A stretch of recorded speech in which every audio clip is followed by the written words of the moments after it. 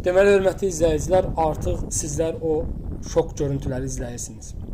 2021-ci ildə Ekologiya və Təbii Sərvətlər Naziri Muxtar Babayevin iştirakı ilə gördüyümüz ərazidə 1 hektardan çox ərazidə ağcaqayın və görücü ağacları əkildi.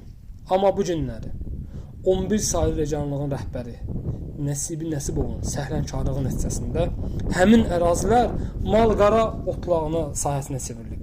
Təsəvvür edin, 1 hektar ərazidə gözəl ağac əkilmişdi və onun dibi götürülmüşdü, xidmət olunmuşdu, hətta inkişaf etmişdi. Həmin əraziyə, bax gördüyünüz ərazidir, ora su sistemi təxminən 1 kilometr ərazidən su çəkilmişdi və o suyu da mən çəkdirmişdim və ora su qabı qoyulmuşdu. Amma bu günlərdə əfsuslar olsun, həmin şınaqlar da orada yoxdur. Ərazini artıq görürsünüz, mal-qara ağacın çox hissəsini sındırıb, qalanında yəni ağacları məhv edib, mal təzəylərini siz görürsünüz. Yəni bura demək olar ki, bir neçə ay tamam baxımsızlıq vəziyyətindədir. Deyərəm ki, 2 ay, 3 aydır bura heç ayaq dəyməyib. Yəni xidmətdən söhbət gedə bilməz. Yəni bunlar dövlət sərvətini bax belə yollarla xərcləyirlər, məhv edirlər. Bura yazılan nailiyyatlar, ayrılan pullar, yəni faktdır. Göz qabağında Nəsibi Nəsibov, yəni ancaq səhlənkar, vəzifəsindən sui-istifadə edən, yardımlı meşələrin bu insan yəni qırdırıb və məhv etdi. Buna baxmayaraq indi keçib yardım da yəni biraz əkin sahələri vardı. İndi onları yerinə yeşdən edir. Yəni görüntülər artıq sizlər görürsünüz, özünüz qiymət verin. Mən Ekologiya Nazirinə müraciət edirəm.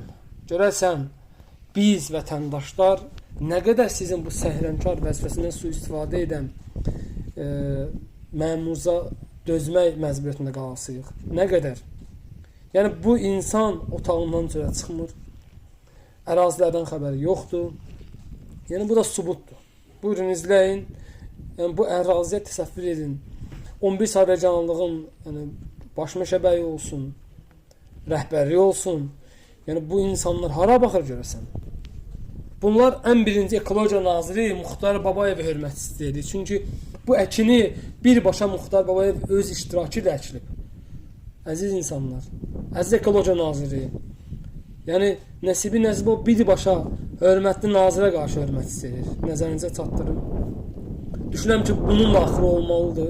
Yəni bu belə gedə bilməz. Bu məmur gec-tez öz layiqli cavabını alacaq.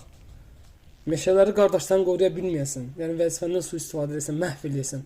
Yardımın dağızı, çay özü, peştəsər, kürəkçi, yardımda meşə qalmayıb artıq. Cəllabad hakəsə. Yəni bu sən nəyə yararız bir insansan? Təsəvvür edin, Cəllabadda əkin sahəsi artıq yoxdur. Mən sizə söhbət edirəm, 50-100 hektar əkinlərdən söhbət edir. Ekologiya Nazirindən bir adam çıxıb aydınlıq verməlidir ki, biz bu Nəsibi Nəsibovu bura nəyə gətirmişik? Təbii ki, onda gəlib ki, dövlət əmlakını müsadirə etməyə, rüşvət yığmağa. Ancaq buna görə gəlib bura. Artıq sizlər o, yəni bir il bundan qabaq ki, həmin ərazinin vəziyyəti ilə, yəni bugünkü vəziyyətini izləyirsiniz, yəni videolarda görürsünüz. Təxminən bir il bundan qabaq, yəni orada mən özüm dəfələrlə olmuşam, çəkişlərdə olmuşam, əkin gözəldir, 90%-ə yaxın orada əkin vardı. Amma bu günləri əfsuslar olsun ki, bu səhlənkar insanın, yəni vəzifəsini bacarmayan insanın sahəsində, həmin ərazidə demək olar ki, əkin yoxdur. Yəni ola bilər 30-40 dənə ağac ola bilər, 1000 dənə ağacdan 30-40 dənə ağac ola bilər. Olanlar da artıq yəni həyəcan təbliğ çalıram ki, həmin ərazidə demək olar ki, hər gün mal-qara olur. Yəni Ekologiya Nazirinə buradan müraciət edirəm. Həmin ərazi nəzarətə götürsünlər və bu yaramaz vəzifəsindən sui-istifadə edən məmura qanun qarşısında cavab versin. Və bu olacaq. Gec-tez bunu mən deyirəm və hər kəs də bilsin. Hər kəs qanun qarşısında bərabərdir. Kimdə nəsə olmayaraq. Heç kəs heç kimə güvənməsin. Hər kəs gördüyü işinə güvənsin.